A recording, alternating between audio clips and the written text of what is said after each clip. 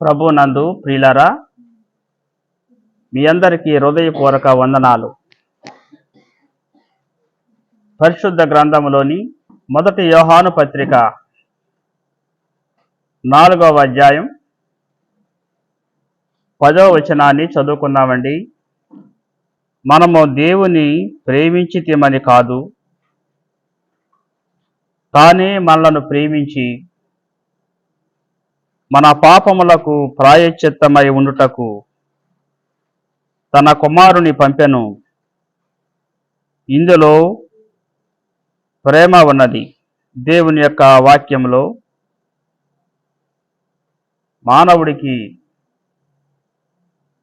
దేవుడు ఏమివ్వాలి, దేవుడు ఏమిస్తే మానవునికి సంతోషం, దేవుడు మానవునికి ఏమివ్వాలి అంటే దేవుడు మానవునికి ప్రేమనివ్వాలి. మానవుడికి దేవుని ప్రేమ కావాలి. దేవుని ప్రేమే మానవునికి లేకపోతే మానవునికి ఎన్ని ఇచ్చినా అది కొదువే. తండ్రి బిడ్డలకు ఏమివ్వాలి అంటే ప్రేమనివ్వాలి. తండ్రి ప్రేమనే ఇవ్వకపోతే బిడ్డలకు ఎన్ని ఇచ్చినా ఏమి ఇచ్చినా అది కొదువే. సృష్టికర్త తండ్రి అయిన దేవుడు మానవునికి ఏమివ్వాలో అదే ఇచ్చాడు, అదే ఇస్తున్నాడు. అదే దేవుని ప్రేమ. ప్రేమ మానవునికి దేవుడిచ్చాడు అంటే ఆ దేవుని ప్రేమ మానవుణ్ణి నాశనము చేయదు. మానవుడు నాశనము కాకుండా ఉండటానికి దేవుని ప్రేమ మానవునికి నిత్యత్వాన్ని ఇస్తుంది. ప్రభునందు ప్రియులారా, దేవుని యొక్క వాక్యంలో దేవుడు చెప్పాడు, దేవుడు లోకమును ఎంతో ప్రేమించెను. ఎంత ప్రేమించారు? దేవుడు లోకమును ఎంతో ప్రేమించెను కాగా తన అద్వితీయ కుమారుడు పరలోకమందు సింహాసనం మీద ఉన్నటువంటి సింహాసనాసీనుడైనటువంటి రక్షకుడైన యేసుక్రీస్తు ప్రభు సింహాసనమును విడిచి మానవుల యొద్దకు భూమి మీదకి మనుషుడులాగా రావటం, అది ప్రేమ. అది దేవుని ప్రేమ సంకల్పం. ప్రభునందు ప్రియులారా, దేవుడు భూమి మీదకి వస్తే, దేవుడు భూమి మీదకి వచ్చి మానవుని కొరకు ఏమి చేశాడు, ఏమి చేస్తాడు, ఏమి చెయ్యాలి అంటే ముందే నిర్ణయించబడింది. దేవుడు మానవునిగా శరీరం ధరించి భూమి మీదకి వస్తే ఏ మానవుడైతే ఆ ప్రభుని అంగీకరిస్తాడో ఆ మానవునికి నాశనము లేదు. అదే ప్రేమ. ఇందులో ప్రేమ ఉంది. యోహాను సువార్త 3వ అధ్యాయం 16వ వచనంలోనండి ఈ విధంగా రాయబడి ఉందండి, వాని యందు విశ్వాసముంచు ప్రతివాడును, వాని యందు అనగా రక్షకుడైన యేసు ప్రభునందు విశ్వాసముంచు ప్రతివాడును నశింపకూడదు అని దేవుడు నిర్ణయించాడు. ప్రభునందు ప్రియులారా, ఒక్కసారి బైబిల్ లేఖనాలు అర్థం చేసుకోండి. బైబిల్లో ఏమి రాయబడి ఉందో, యేసు క్రీస్తు ప్రభునందు విశ్వాసం ఉంచిన ప్రతివాడు అని రాసింది. అనగా భూమి మీద ఉన్న ప్రతి మానవుడు, ఏ మానవుడైతే యేసు క్రీస్తు ప్రభునందు విశ్వాసం ఉంచుతాడో ఆ మానవుడికి నాశనము లేదు. ఆ మానవుని ఆత్మకు, ఆ మానవుని ప్రాణానికి, ఆ మానవుని దేహానికి కూడా నాశనం లేదు. ప్రభునందు ప్రియులారా, విశ్వాసముంచు ప్రతివాడు నశింపడు. నాశనము లేకుండా చేసేది దేవుని ప్రేమ. నాశనము లేకుండా మానవుణ్ణి కాపాడేది దేవుని ప్రేమ. దేవుని ప్రేమ దేవుణ్ణి భూలోకానికి శరీరధారిగా తీసుకొచ్చింది. ఆ దేవుని ప్రేమ. ఆ దేవుడే మానవ రూపిగా భూలోకానికి వచ్చాడు. అందులో ప్రేమ ఉంది. మానవులమైన మనం దేవుణ్ణి ప్రేమించలేదు, కానీ దేవుడే మానవుణ్ణి ప్రేమించాడు. అంతేకాదు, మానవునికి నాశనము లేదు, ఆ మానవునికి నిత్య జీవం ఉంది అని రాయబడి ఉంది.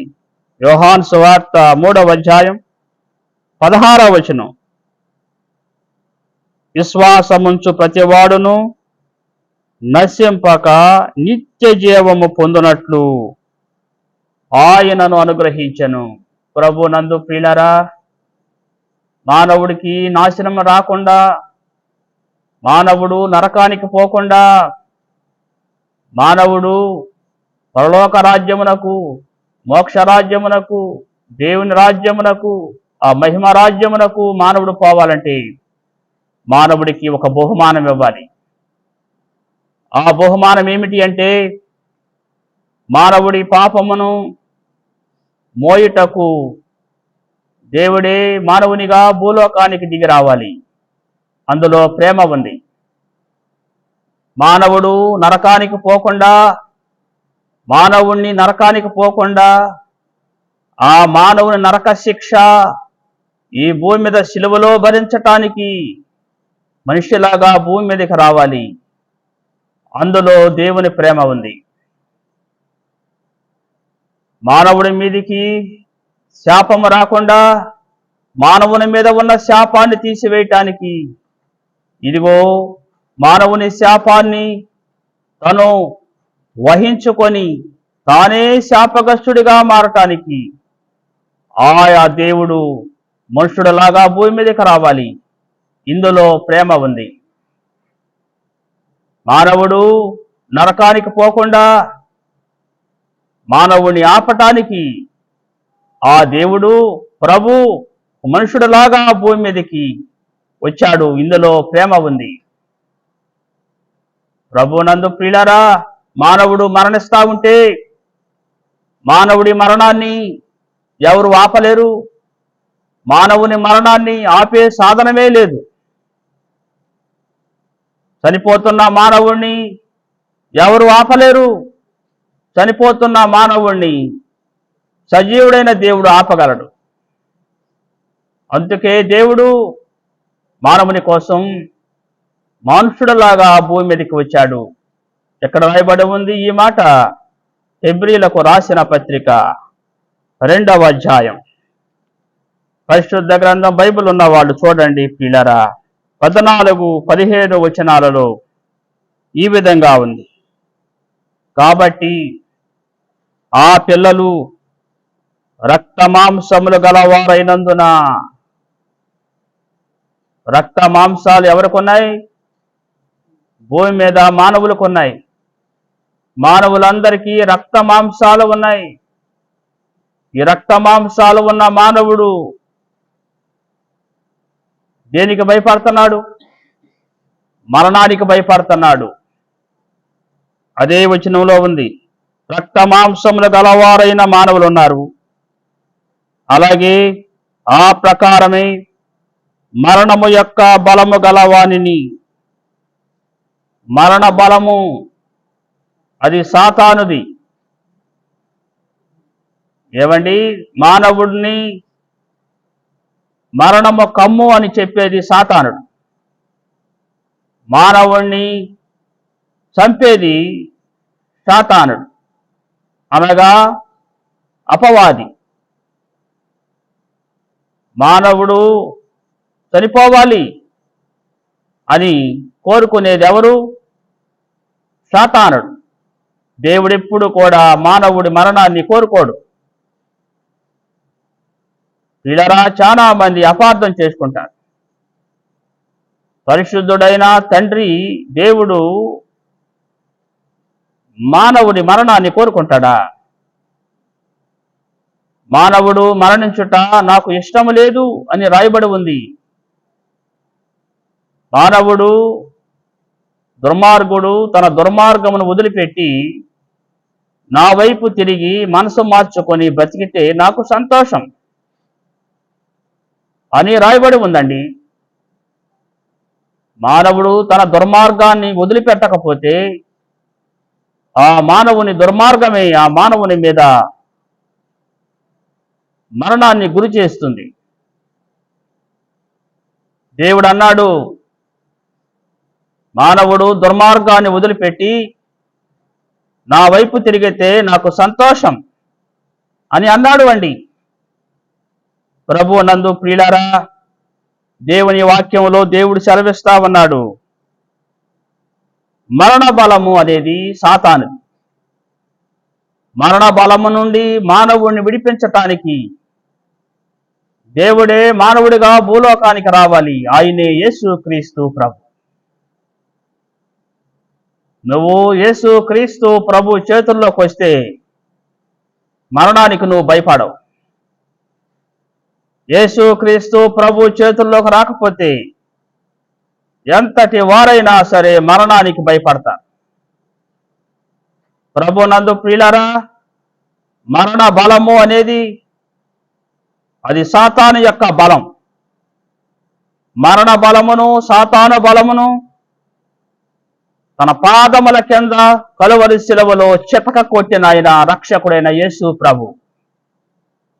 నువ్వు యేసుక్రీస్తు ప్రభు నందు విశ్వాసం ఇచ్చావా? యేసుక్రీస్తు ప్రభుకి హృదయం ఇచ్చావా? యేసుక్రీస్తు ప్రభు నందు నీవు విశ్వాసం ఉంచి లోబడండి. ఈ మరణానికి, ఈ మరణం యొక్క కోరలు తెంచివేసిన ఆయన రక్షకుడైన యేసుక్రీస్తు ప్రభు. మరణము యొక్క బలము గలవానిని అనగా అపవాదిని మరణము ద్వారా నశింపజేయాలి. ప్రభు నందు ప్రియులారా, దేవుని వాక్యం సెలవిస్తా ఉంది, మానవులు దేవునికి ఎంతో విలువైన వాళ్ళు. దేవుడు ఎంతో ప్రేమించి ప్రతి మానవుణ్ణి సృష్టించాడు. దేవుడు సృష్టించకపోతే నీవు నేను భూమి మీద పుట్టి ఉండేవాళ్ళం కాదు. దేవుడు నిన్ను నన్ను భూమి మీద పుట్టించాడు అంటే దేవుడు అనుమతిచ్చాడు. భూమి మీద వీళ్ళు పుట్టాలి. భూమి మీద మనల్ని పుట్టించాడు అంటే పుట్టించిన దేవునికి తెలుసు మన ప్రాణం యొక్క విలువ. మానవుడి యొక్క ప్రాణము అది దేవుని జీవము. మట్టితో మానవుని చేసి మానవుని నాసికారంధ్రములలో జీవవాయువును దేవుడు ఊదితే మానవుడు మానవుడయ్యాడు. మానవుడిలో ఉన్నది దేవుని జీవాత్మ. నీ అంతటా నా అంతటా మేము బతకట్లేదు. మనం నిన్ను నన్ను మనందరినీ లోకములో ఉన్న ప్రతి మానవుని బతికిస్తుంది దేవుని జీవం. నీలో ఉన్నది నాలో ఉన్నది అది దేవుడిచ్చిన ప్రాణం. నా ప్రాణము నా సొంత ప్రాణం కాదు, ఇది దేవుని ప్రాణం. నేను మట్టి లాంటి వాడని, దుమ్ము లాంటి వాడని. మట్టి లాంటి దుమ్ము లాంటి నిన్ను నన్ను ఒక మనుషుడులాగా భూమి మీద పెట్టాడు అంటే నీ వెనకాల దేవుని హస్తం పనిచేస్తుంది.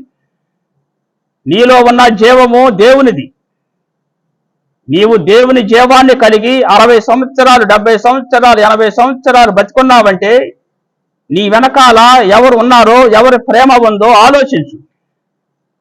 ఇంత వయసు వరకు ఇంత ఆయుష్ ఇచ్చి దేవుడు కాపాడాడు అంటే ఆ దేవుని నిర్లక్ష్యం చేయవద్దు ప్రియ సహోదరి సహోదరుడా.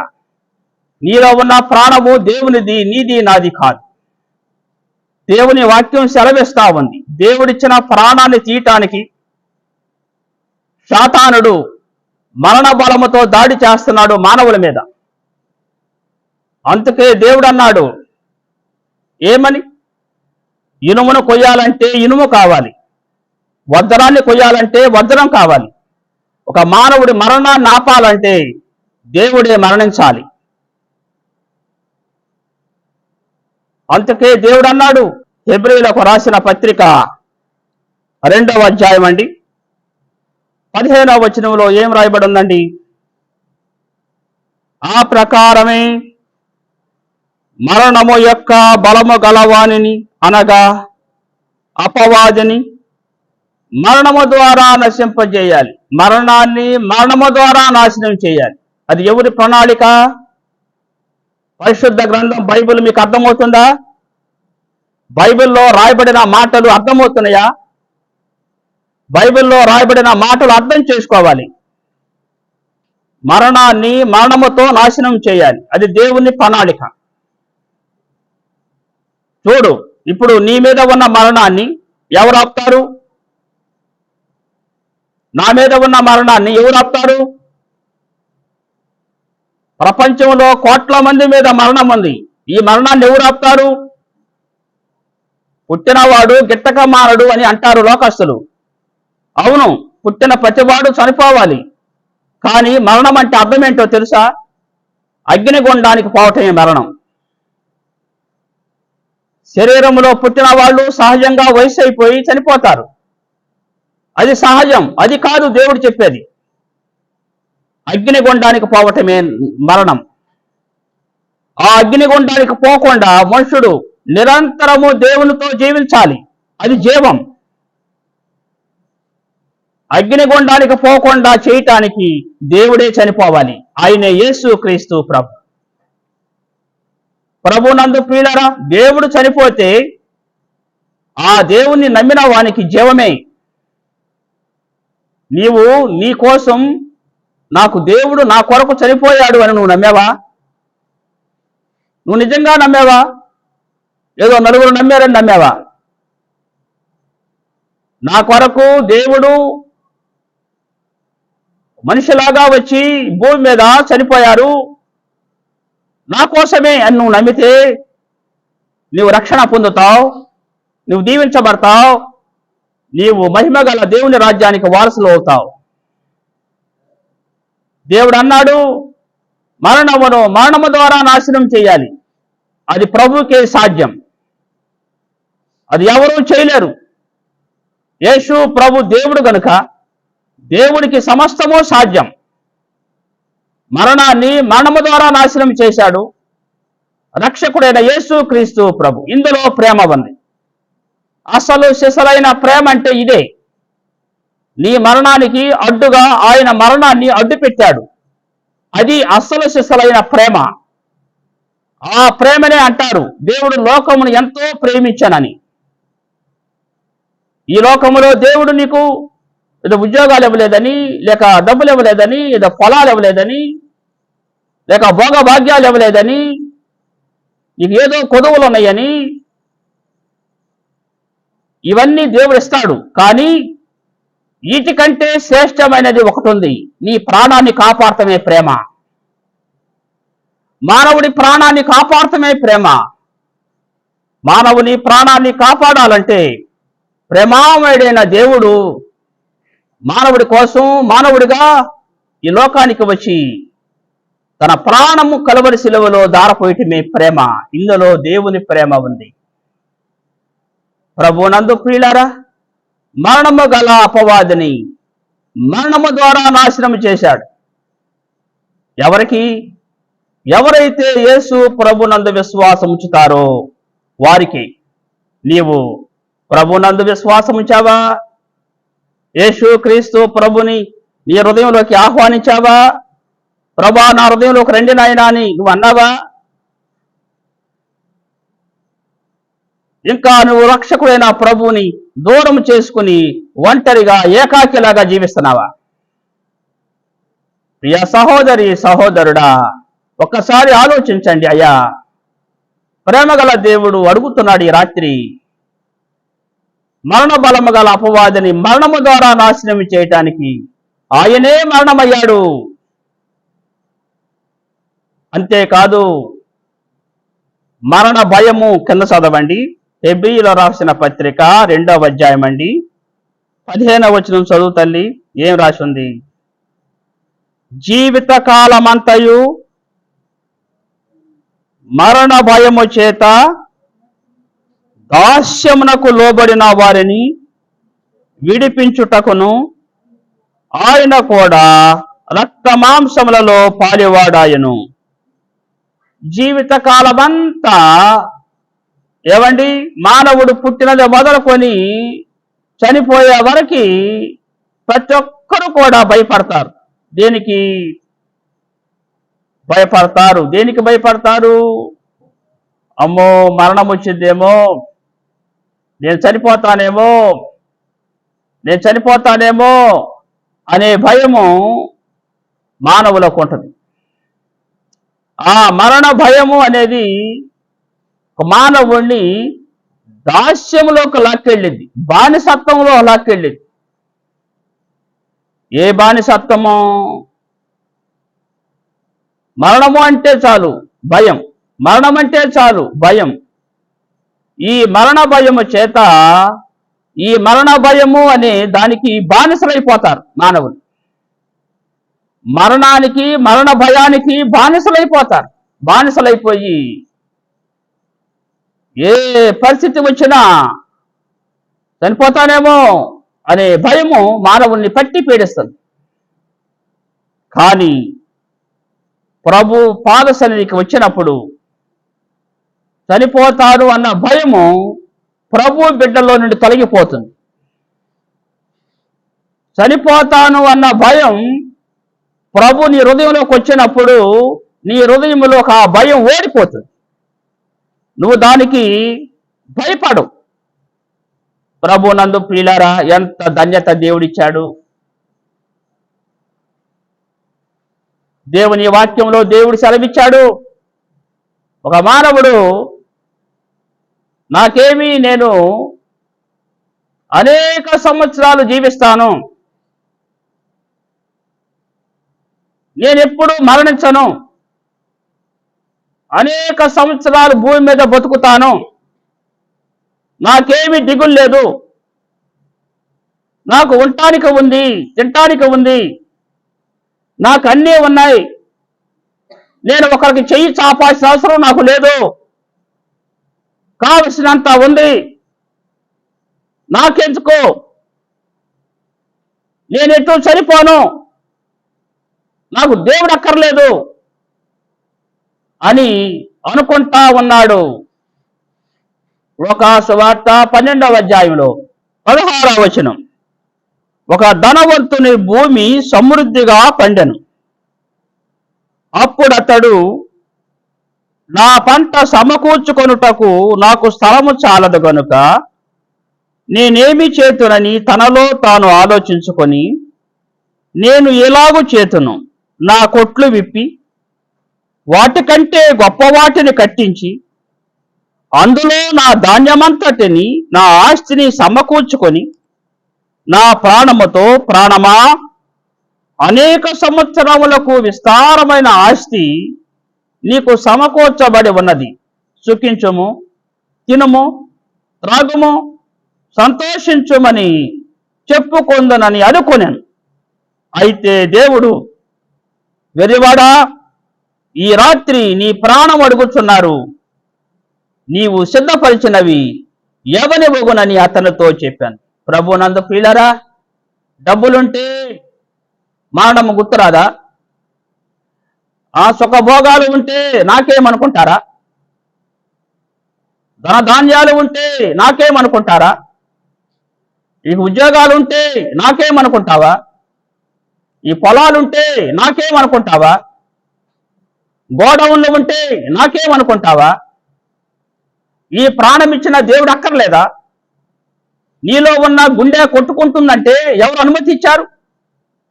ఆ మనుషుడు దేవుణ్ణి మర్చిపోయాడు.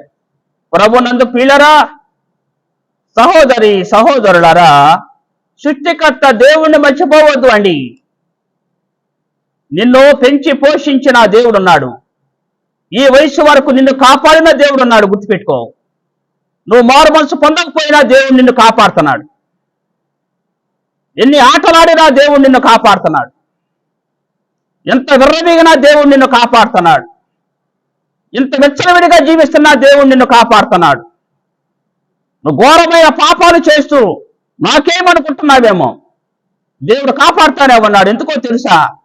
నీలో ఉన్న ప్రాణం దేవునిది. ఆ ప్రాణం కోసం దేవుడు నీకు అనుమతిస్తున్నాడు, అవకాశం ఇస్తున్నాడు ఈ లోకంలో. కానీ ఆ మనుషుడు అది గ్రహించలా. ఏమంటున్నాడు? అనేక సంవత్సరాలకు సరిపోయినంత సంపాదించాను నీ కోసం. ఓ ప్రాణమా, సుఖించు, తిను, త్రాగు, సంతోషించు అని ప్రాణానికి చెప్పుకుంటున్నాడు మనుషుడు. ప్రియా సహోదరి, సహోదరుడా, నీ ప్రాణము దేవునికి ఇస్తావా? నీ ప్రాణాన్ని డబ్బుకి ఇస్తావా? నీ ప్రాణాన్ని దేవునికి ఇస్తావా? నీ ప్రాణాన్ని భోగ భాగ్యాలకు ఇస్తావా? నీ ప్రాణము తిని తాగిద్దా? నీ ప్రాణము దేవుని ఆరాధించాలి. ప్రాణానికి ఉన్న లక్షణం ఏంటి? ఆ మానవుడు ఆ సంగతి మర్చిపోయాడు. ప్రాణం ఏం చేస్తుంది? దేవుణ్ణి ఆరాధిస్తుంది ప్రాణం. కానీ ఈ మనుషుడి యొక్క ప్రాణము దేవుడికి దూరమైపోయింది.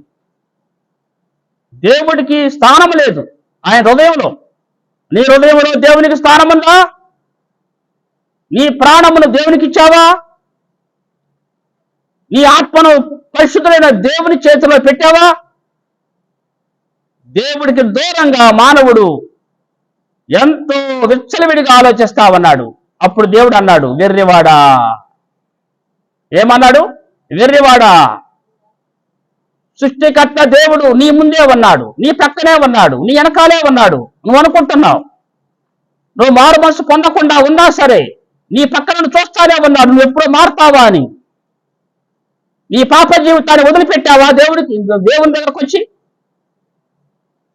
అప్పుడు దేవుడు అన్నాడు, వెర్రివాడా అన్నాడు. వెర్రివాడా, ఈ రాత్రి నీ ప్రాణము అదిగో ఆ సాతానుడు అడుగుతున్నాడు. ఎవరండి? మానవుడి ప్రాణాన్ని అడిగేది ఎవరు? అదిగో సాతానుడు అడుగుతున్నాడు నీ ప్రాణాన్ని. నీ ఇంటి మీద దేవుని రక్తం లేదు. నీ ఇంటి గడపల మీద కలువరి శిలువలో ప్రభువు చిందించిన పరిశుద్ధ రక్తము నీ ఇంటి గడపల మీద లేదు. నీ ఇంటి గడపల మీద తోరణాలు కట్టేవేమో, పసుపు కొమ్మలు రాసేవేమో, మంత్రాలు చేసేవేమో. నీ ఇంటి గడపల మీద క్రీస్తు ప్రభు రక్తం లేదు. అందుకే సాతాను దాడి చేస్తున్నాడు.